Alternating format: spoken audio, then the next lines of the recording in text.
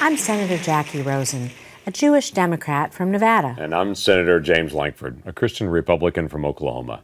Over the past couple of years, we've seen members of our nation's Jewish and our most vulnerable communities experience violence and tragedy.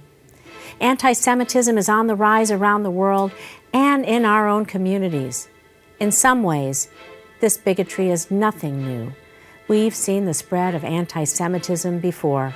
But lately, anti-Semitic actors have expanded their influence online. Individuals who once hid their dangerous views are emboldened to take action and engage in acts of hatred in our communities. Last year in Pittsburgh, 11 Jewish Americans lost their lives when our country experienced the deadliest attack on the Jewish community in American history. And it happened again when innocent Jewish Americans were shot down while in the act of prayer at a synagogue in California. These are not isolated incidents.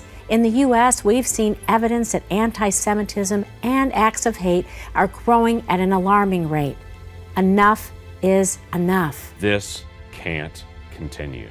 As members of Congress, we have a responsibility to our neighbors, to our friends, to our community, and to our children. And we owe it to them to prevent anti-Semitism before it starts. That's why earlier this year, we and over 50 senators, Democrats and Republicans, co-sponsored legislation condemning anti-Semitism in the United States and committing the United States Senate to take action to combat it. That's also why we launched the Senate's first ever bipartisan task force for combating anti-Semitism. The mission of the task force will be to collaborate with law enforcement, the White House, federal agencies, state and local government, educators, advocates, clergy, and any other stakeholder to combat anti-Semitism by educating and empowering our communities. We'll accomplish this by speaking with one voice across party lines to call out hate wherever we see it. And we'll support legislative efforts to combat anti-Semitism, to promote Holocaust education, and to bring the issue of combating anti-Semitism to the forefront of our national conversation.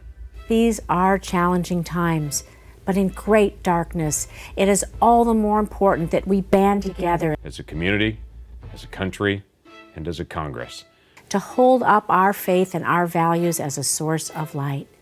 Thank you. Thank you.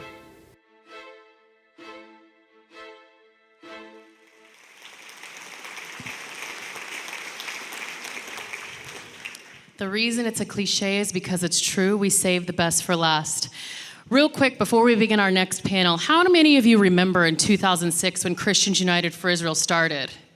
How many of you remember Pastor saying, if Christians could just get over everything that divided them, if we could not agree to agree on everything, but check our differences at the door and come with one voice and speak with unity on the issue of Israel, we would maybe get something done. How many of you remember when he said that in 2006? And we are here tonight because in 2006, you all answered the call to check your differences at the door, to come into this organization speaking with one voice, united with Israel. We are a nonpartisan organization, and ladies and gentlemen, the worst thing that we can do for the nation of Israel is turn her into a political partisan football. She deserves better than that. Amen. Our next two speakers understand that more than anybody else. Senators James Lankford and Jackie Rosen are leaders in the Senate on the fight against anti-Semitism. Senator Lankford is a Christian Republican from Oklahoma, and Senator Rosen is a Jewish Democrat from Nevada.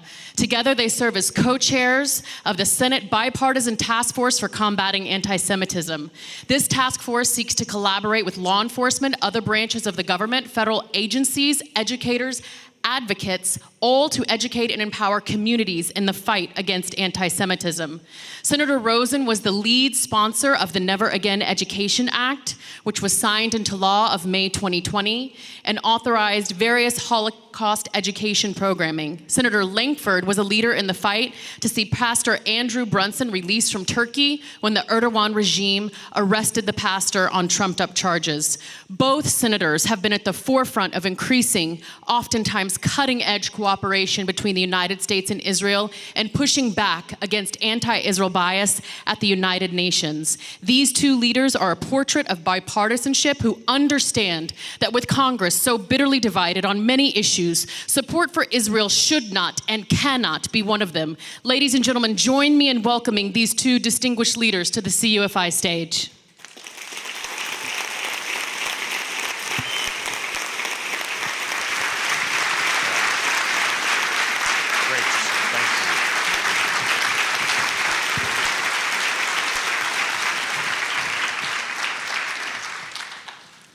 Senators, we are all here in this room because we are committed to strengthening the U.S.-Israel relationship and fighting back against the rising tide of anti-Semitism.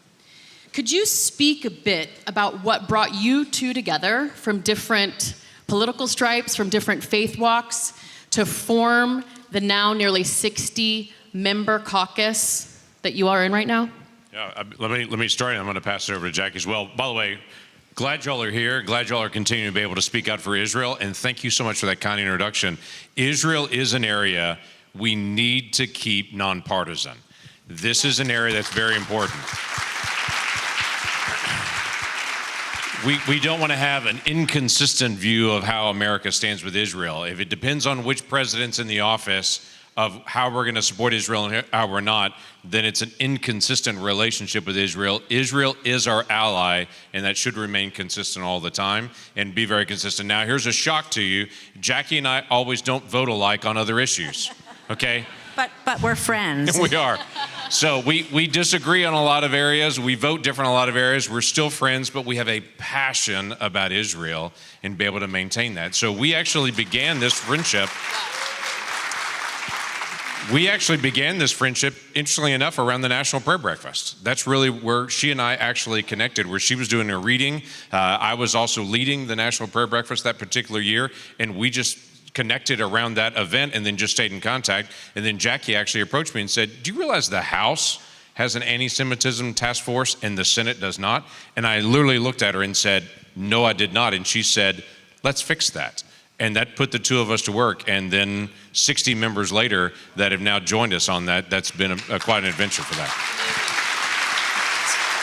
So, James was organizing the prayer breakfast, and there was a little bit of a hiccup, and they needed somebody to read it was your rabbi, right? Your rabbi in Oklahoma. It was a rabbi from Oklahoma City who was going to do the reading. Portion, and so he graciously asked me. I had only been in the Senate just a few weeks to step in, and we did begin our friendship there and our ability to talk about things. And it is important, just like James says, on everything, that you have relationships, that you have trust, and even if you don't agree, you can still sit down and talk to each other, have a cup of coffee, maybe a bagel. We're here to talk about Israel, maybe a bagel, but to be able to do those things.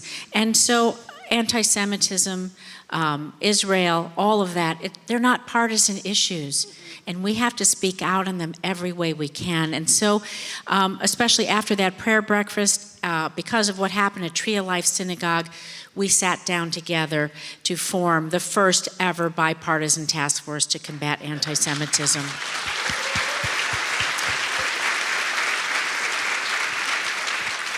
And I think our mission is simple.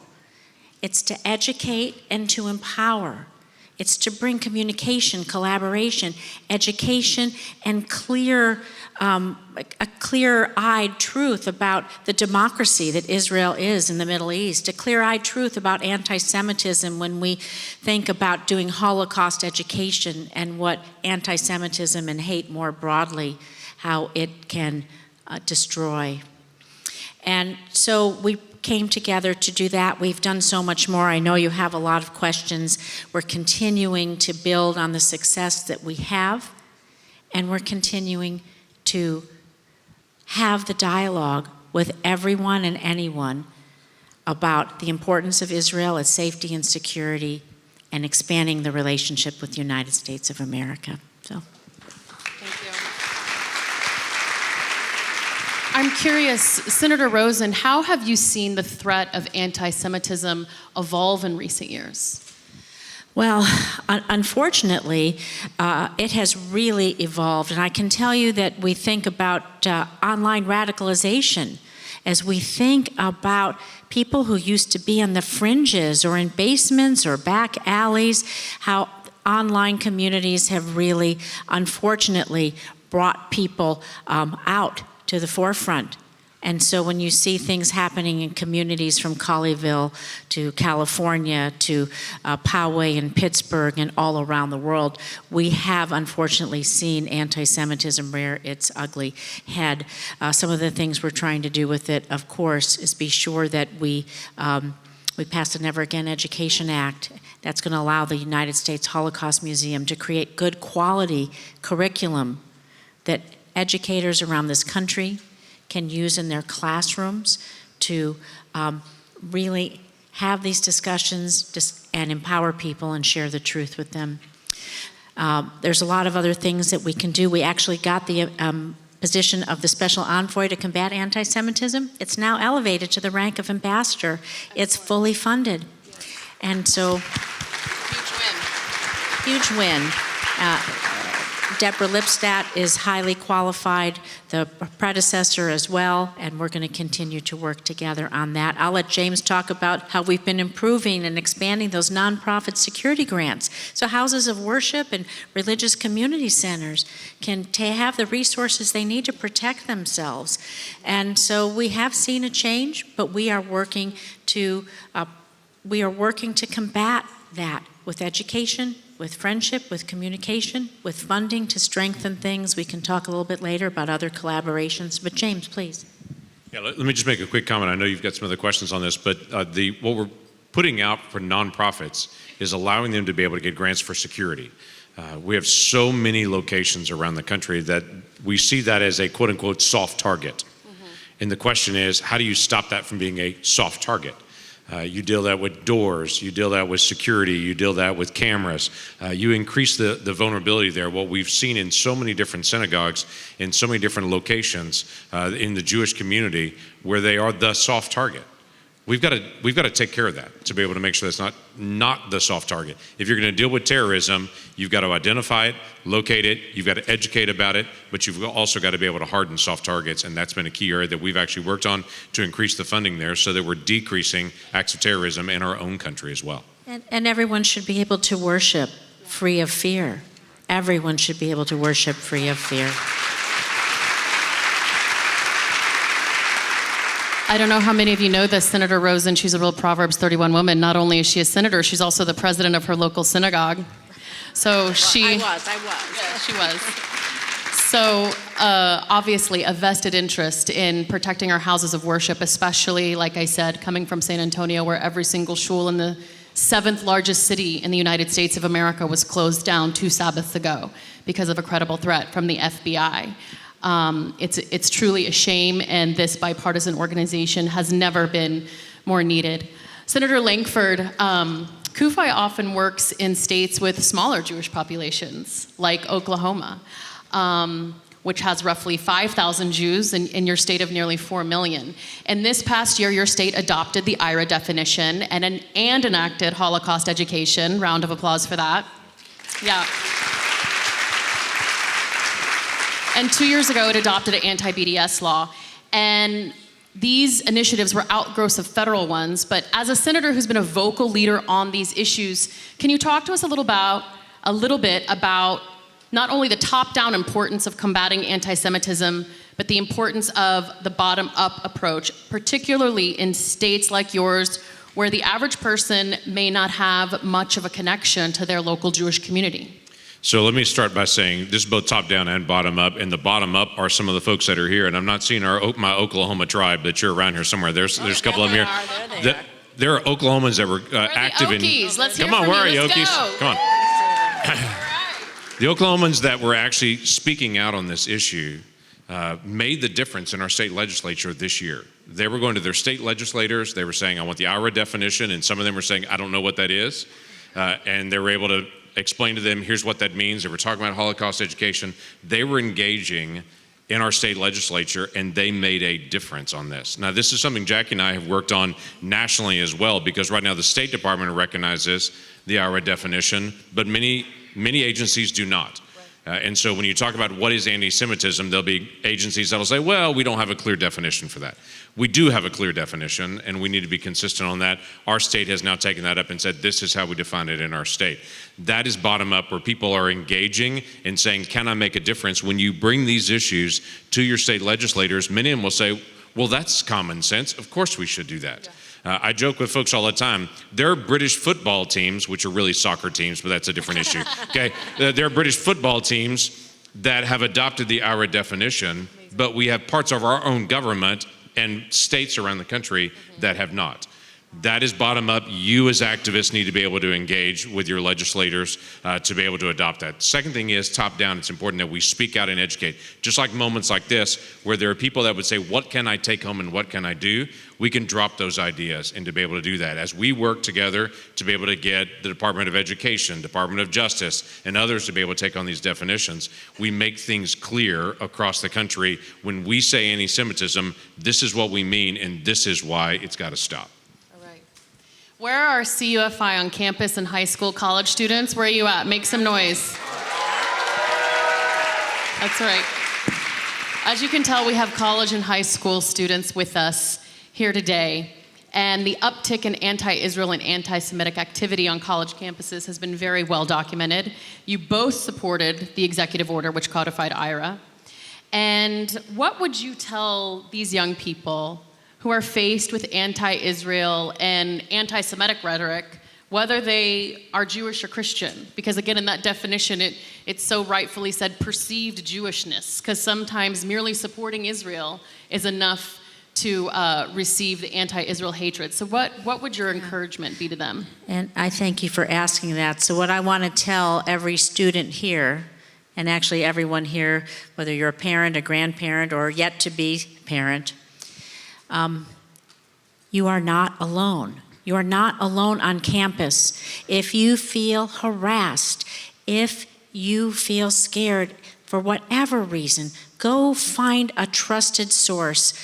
They are out there on your campuses. Maybe each campus is different. Share with someone. Find out what the appropriate action is for you to take, because in college, what are you normally, undergraduates, maybe 18, 21, or 22. Of course, there's older students that are there. People get harassed of all ages. But some of the younger students amongst us, least capable to maybe deal with that bullying or harassment. So I want you to know you're not alone. I want you to find a trusted source. Find the right place for you to go.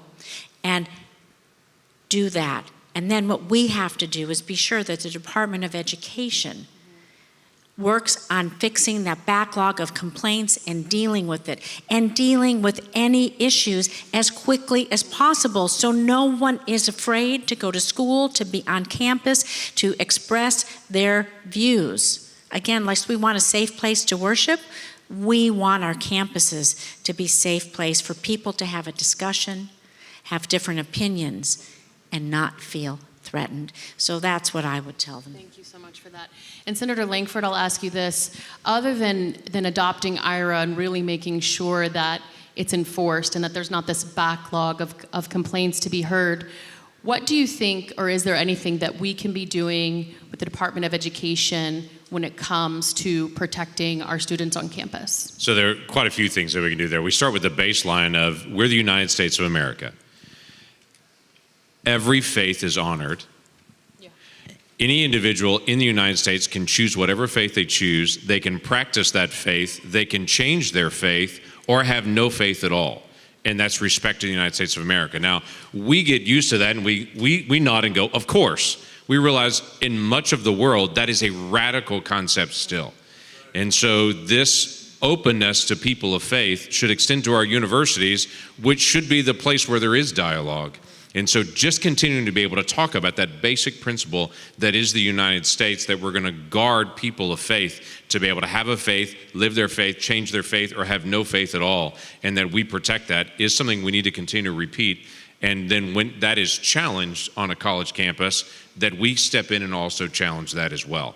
So part of what we're trying to do is write letters to different leaders, to the Department of Education, to say, hey, we just read this, we heard this story, is this true? Give us the background. We've done that both with foreign countries that we've seen, and we've done that with domestic entities as well as agencies, to continue to be able to highlight, we see this is not occurring, this needs to change. The other thing is opening up this dialogue. I've spoken not long ago at the University of Oklahoma. I say that. This is like my moment here. I think it was a couple of years ago, actually. You have like a pre-COVID life and a post-COVID life, okay? This is a pre-COVID life moment where we were together with some students at the University of Oklahoma, actually, and we're talking about Israel, and we're talking about what Israel really means. And we'd invited folks that were pro-Palestinian there, as well as Jewish students, as well as Christian students, to come and participate in the dialogue. And we literally sat in a section of the Student Center and had this open dialogue about what's going. That kind of dialogue can happen on a college campus around a news event that happens in Israel, that you literally just broadcast that out and say, this news event just happened in Israel. Let's gather together students to be able to talk about it, and you'll get this wide variety of students to be able to have dialogue. That dialogue, as Jackie mentioned, is exceptionally important to us, that we maintain that ongoing college campus dialogue in a time where on college campuses, it's vogue right now, if you disagree, to shout someone down and keep them from speaking. We can't allow others to shout us down. We've got to continue to speak out on these issues.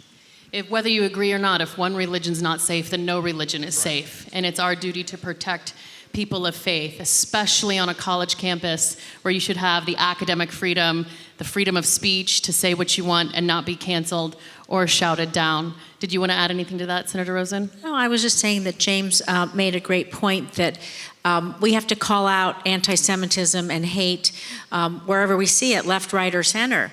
And that's really important. So whether it's on our college campuses, on other schools, whether it's in our communities here domestically, but around the world, James and I have talked to ambassadors, worked with other countries. They know that they have a place in the United States Senate that will either praise them or, well, we'll just say have a discussion with them, chastise them. We'll just say, as my mother would say, let's have a discussion, right? And so it's important that they understand that we're together in calling out these vile acts of hate and this kind of rhetoric. Because like you said, if one isn't safe, then none are safe. And we've been working on that very well. We're going to continue to do that here in the United States Senate. You can have a coming to Hashem with them. That's what you can have with them. When you don't have praise for them, say, let's have a coming to Hashem. That segues nicely, and thank you. Thank you for Good the Hebrew, laughs. Baruch Hashem, as they say. Adonai. Toda. So that segues nicely into the next question that I have.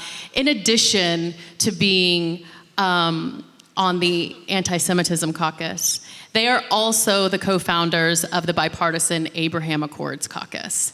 Yes, round of applause, absolutely. Because if what you do in one presidency isn't good enough to survive the next one, then it's not worth much.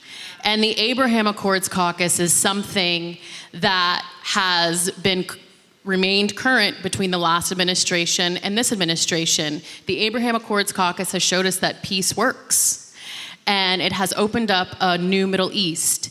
Both of you are supporters of the Defend Act, which we will be talking about more in depth tomorrow. I'm going to go off script really quick and ask a question. Who was responsible for the name? They know why I'm asking. Do we know? Well, sometimes our teams, the actual name, all the letters stand for something, and I think that our teams sometimes have the challenge who can come up with the best acronym that actually also talks about the bill. That is a good one, and we'd like to give you guys a round of applause for that, because that's one of the... Every year we get caught up on those names, and I said, man, no offense, sir, but I was like, I bet a woman did that. And so... We are proudly going to be supporting the Defend Act when we all march on Capitol Hill on Tuesday. Both of you, thank you, yes. This is aimed to bolster efforts to create a regional missile defense architecture against Iran's malign activities targeting Israel and our Arab partners in the region. Beyond economic and societal game changers, because we've seen it. We've seen trade agreements with UAE. We've seen medical cooperatives with Bahrain, academic exchanges. You know, that's how real peace is forged, people to people. It's really hard to have peace when people hate each other. But when they're working together side by side, it becomes easier. And now the Defend Act aims to protect not only the nations, but the people that are having these horizontal exchanges to make lasting peace. So now with Abraham Accords, we have the possibility for collective security in the region. So I'll ask you, Senator Lankford, how do you view the possibilities of strategic cooperation between the Abraham Accords nations, and particularly how it relates to Iran, especially since they say they're so close to the bomb? Right. So, that's a huge question, by the way. Let me try to break some things down. The Abraham Accords were built to multiply. They were not built to just be into the Trump administration. They were built and designed. They were not the Trump Accords. They were the Abraham Accords, if I can say it that way. They designed it from the very beginning to say they want this to outlast any one presidency in the way that they even chose to name it. It was a gathering on several things. If you read the opening paragraph of the Abraham Accords agreement, and by the way, I do encourage you to read it. It's not long to be able to read it. It talks about promoting human dignity and freedom, especially freedom of religion. And so you start thinking about the beginnings of this. This is originally signed by Bahrain, UAE, and Israel in a document that's standing up for religious freedom. So just from the beginning statements of it, you realize how serious this is. So it is starting that dialogue. The UAE has now worked to be able to start purging its curriculum in its classrooms of anti-Semitic tropes that have been in its classrooms for a long time. That's a direct result of the Abraham Accords. Israel and leaders of Israel are flying to UAE, and they're back and forth with Bahrain, and they're in communication to be able to determine, okay, we're meeting in other people's capitals. We're talking about energy and how we're going to exchange that. We're talking about business deals. They're talking about medical innovation. These conversations were not happening 4 years ago. 4 years ago, it was everyone was getting the Heisman. Now it is, how can we work together on business relationships and exchanges? There's a dramatic shift that has occurred with Sudan and with Morocco then joining in as well. That also adds to this, but it sends the signal. This was not designed for 3 nations. This is now expanded out. By the way, Jordan and Egypt are now saying, hey, we're kind of like Abraham Accords before Abraham Accords were cool. Because what we're trying to create is an environment with multiple nations to be able to know if you're in this group, there's business development, there's economic activity, there's exchange with tourism, there's energy ideas, there's desalinization to try to get water in the Middle East. All of this starts accelerating, and we're trying to promote, if you get in this club, there is a real advantage to it. And so we spend a lot of time trying to encourage people, because you're right. If you're doing business with each other, if you're interacting with each other, if you get a chance to be able to work with each other, then it does change dramatically. When you never speak to each other, it is easy to be them. When it's someone I know, it's harder. And we're working to try to make it harder to be them and to try to have a Middle East that's working together. It's amazing.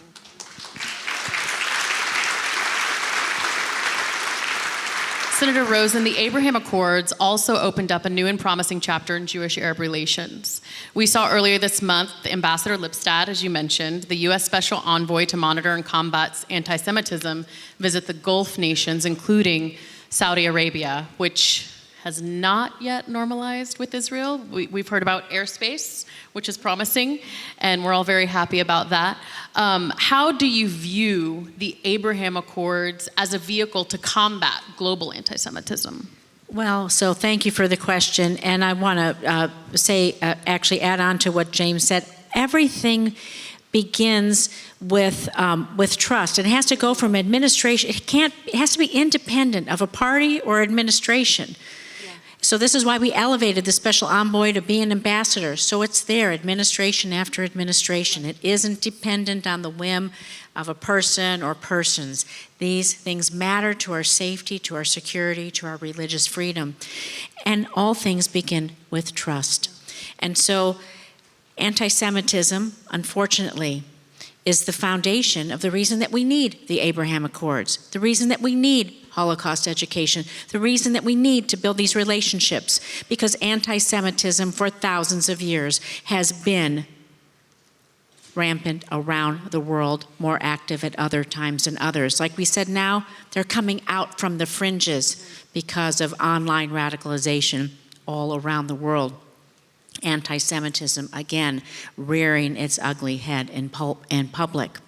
And so, the nexus between the Anti-Semitism Caucus and the Abraham Accords, of course, one builds on the other, because you have to build trust. How do you do that? Maybe you talk about water and you talk about energy, you talk about business, you talk about medicine, you begin to talk about families, you build trust, you build friendship, and pretty soon it's hard to demonize another person. And so those relationships and that trust does build from the ground up. This is what normalization means. When you're part of this, when you begin to talk and work together and make friends, then you begin to remove that anti-Semitic rhetoric from your textbooks, which are teaching your children something that you realize shouldn't be taught. When you have business relationships, you have business partnerships, when you're saving people's lives from innovation in medicine, that's a blessing. That's where progress is made. And so Abraham Accords a natural outgrowth of this. It builds upon every step we do, builds upon the other. And so I'm very pleased we're going to do that. We're going to continue to educate, to empower, to strengthen our Defend Act with regional. We're going to build strategic, I know you're going to talk about this, strategic air and missile defense for the region, because we know Iran is the leading state sponsor of terrorism, and they're not going to stop. That's right. And so we have to help protect the region, and protects our own interests as well. Yes. Let's be clear about that. And we're just going to continue to move forward with everyone in these kinds of dialogues, hoping that we can be facilitators in the progress for peace. And final question, you bring up Iran, and I'm going to ask this to the both of you. I'll start with you, Senator Rosen. You said it yourself, the biggest threat to Israel continues to be Iran and its proxy forces, the biggest threat to the region and also to America. What do you see continued talks with Iran? Where do you see the continued talks with Iran going? And what do you think the next steps should look like with respect to Iran in light of especially what they've said in the past 48 hours? Well, thank you. I'm pretty sure, James, we're going to say the same thing about this, and I say this over and over like a broken record, so I'm going to say it again. Iran can never be allowed to have a nuclear weapon, period, end of sentence.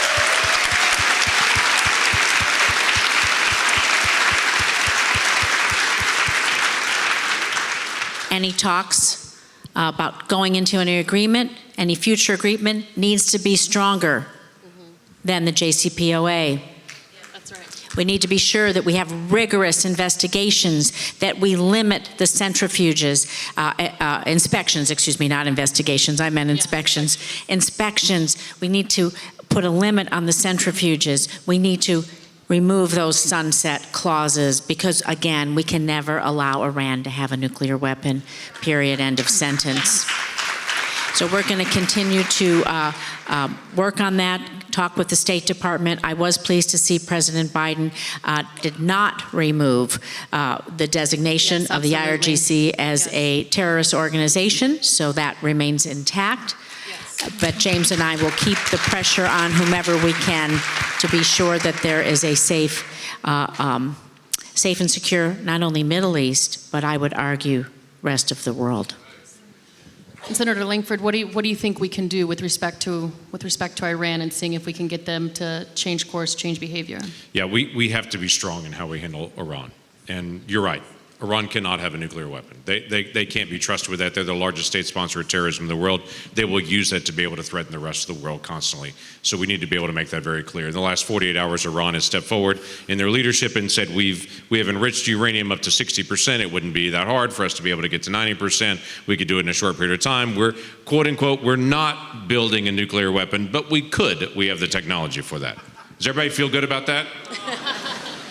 So we need to be very, very clear as Americans, and this is another area where bipartisanship helps us with this, to be clear so that Iran doesn't get a sense of, oh, if it's a Republican or, oh, if it's a Democrat, then I don't have to be worried about it. We have to speak very, very, very clear in this area. I actually brought the amendment to the floor. It was my amendment to be able to speak out on this issue about the JCPOA and to say you cannot shift to give the RGC and waive their terrorist designation.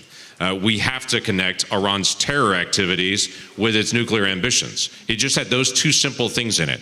Jackie was one of the 68 people that joined together to be able to pass that amendment on it. It made a very clear statement to the administration, and the administration within days then came back and repeated what we just said to them. So it was kind of a stake in the ground to say, this is where the Senate is on this. That's why we felt it was so important to be able to make that very clear statement to the administration on it. We also are continuing to be able to do that in Defend. And for those of y'all that are coming out to speak on Defend, it's incredibly important that we work with all the nations in the area to make sure our missile defense system is interoperable, because this is not just a threat to Israel. Remember, Saudi Arabia has also been hit by missiles coming from Iran. Iran is actually funneling the war that's happening in Yemen and in that area. So we have seen that entire region face the threats. So let's have the region work together to be able to say Iran is not going to threaten the rest of the world. We've got to be able to speak clearly in those issues, and that's why it is important that we walk together on this, because we never can have Iran saying they can put a wedge that's a political wedge in America, and then they can get what they want every 4 years on it. We need to continue to be able to speak clearly on that. We're going to give another plug for the Rosen Lankford Amendment, which brought to the Senate the sense that we would combat anti-Semitism and do everything we could to fight that. And that was something that we did together, and that passed overwhelmingly. And again, we're going to continue to put things forth together individually and support each other in those types of dialogues going forward. Well, we thank you for doing so. And here at CUFI, yes, give them a round of applause. Absolutely. Here at CUFI, we believe that where there is unity, God commands a what? He commands a blessing. And you all being here, talking about this important bipartisan work that you're doing, shows us that A, that's true, and it should encourage all of us. When this world is so divided over everything, it's easy to pick a team and yell at the other player. But man, it is brave to be bipartisan this day and age. And if you would just give Senators Rosen and Lankford a warm round of applause for being brave and leading us against the fight against anti-Semitism. Thank you so much for coming.